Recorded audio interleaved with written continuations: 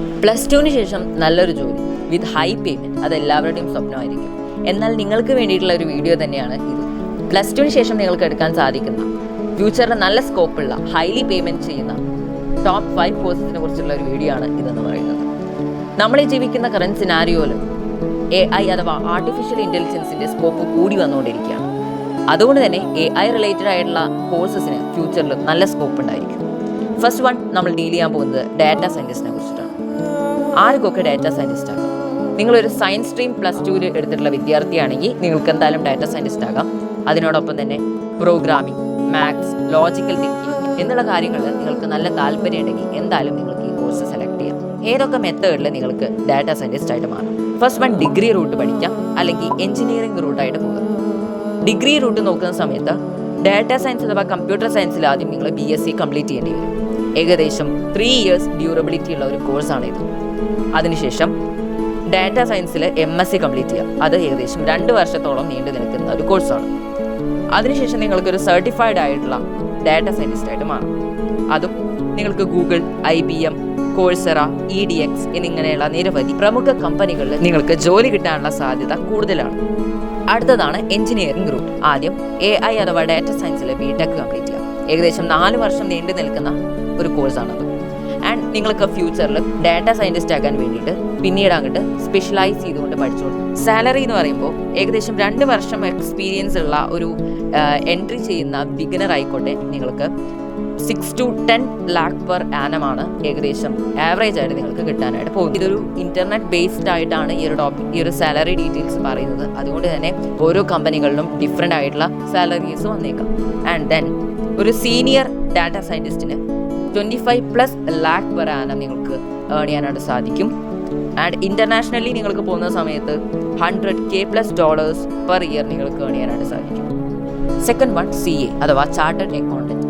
നിങ്ങളൊരു കൊമേഴ്സ് വിദ്യാർത്ഥിയാണെങ്കിൽ അല്ലെങ്കിൽ +2 കൊമേഴ്സ് കഴിഞ്ഞിട്ടുള്ള വിദ്യാർത്ഥിയാണെങ്കിൽ നിങ്ങൾക്ക് എന്തായാലും ചാർട്ടേഡ് അക്കൗണ്ടൻ്റ് ആകാൻ പഠിക്കാം. 12th ശേഷം ഡയറക്റ്റ് ആയിട്ട് തന്നെ ചാർട്ടേഡ് അക്കൗണ്ടൻ്റ് ആകാനുള്ള കോഴ്സ് സെലക്ട് ചെയ്യാവുന്നതാണ്.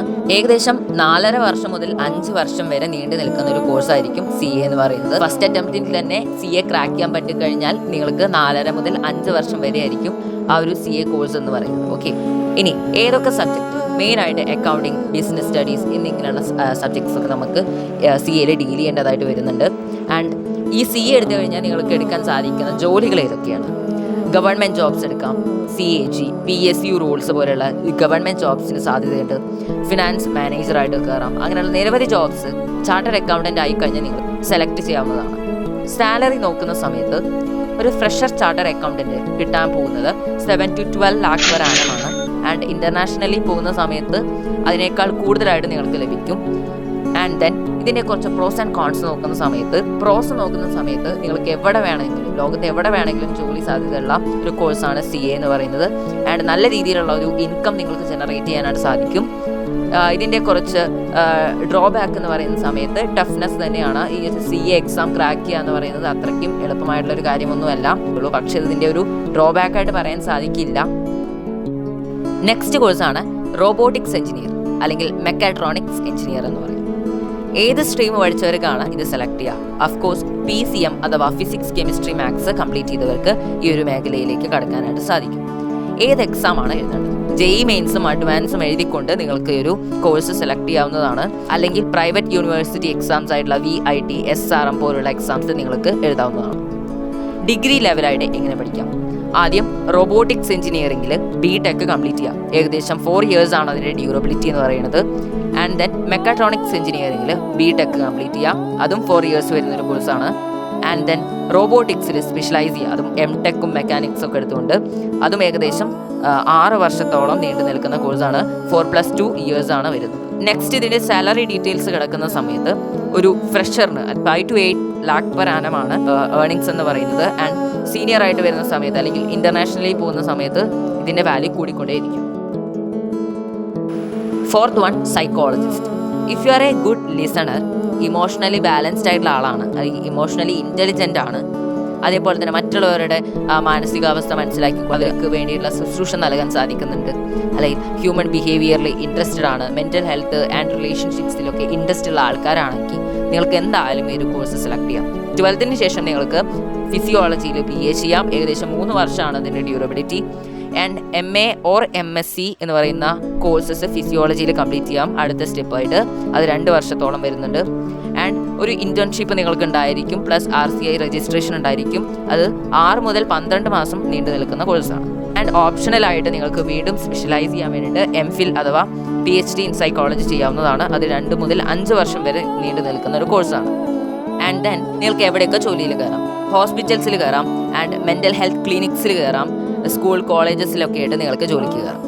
സാലറി നോക്കുന്ന സമയത്ത് ഒരു ട്രെയിനിക്ക് കിട്ടാൻ പോകുന്നത് 5K to 15K വരെ പെർ മന്ത് ഏൺ ചെയ്യാനായിട്ട് സാധിക്കുന്നുണ്ട്. ആൻഡ് ദെൻ ഒരു എൻട്രി ലെവലായിട്ടുള്ള സൈക്കോളജിസ്റ്റിന് 25K to 50K per month earn ചെയ്യാനായിട്ട് സാധിക്കും. ഇനി ഇത് പഠിക്കാൻ സാധിക്കുന്ന ടോപ്പ് കോളേജസ് ഏതൊക്കെയാണ്? Delhi university, Christ university in Bangalore, Ashoka university, ഇതൊക്കെ എന്ന് പറയുന്നത് ടോപ്പ് കോളേജസ് ആണ്. ഇവിടെയൊക്കെ നിങ്ങൾക്ക് പഠിക്കാവുന്നതാണ്. ആൻഡ് ദെൻ ഇവിടെയൊക്കെ പഠിക്കണമെങ്കിൽ അത്രയും നല്ല സ്കോർസ് ഈ ഒരു എക്സാംസിലൊക്കെ നിങ്ങൾ കാഴ്ചവെച്ചിരിക്കണം. ലാസ്റ്റ് ബട്ട് നോട്ട് ലീസ്റ്റ് അങ്ങനത്തെ ഒരു കോഴ്സാണ് ടീച്ചർ എന്ന് പറയുന്നത്. ടീച്ചർ ആകാൻ വേണ്ടിയിട്ട് നിങ്ങൾക്ക് ഗവൺമെൻറ് ടീച്ചർ ആകാം, പ്രൈവറ്റ് ടീച്ചർ ആകാം.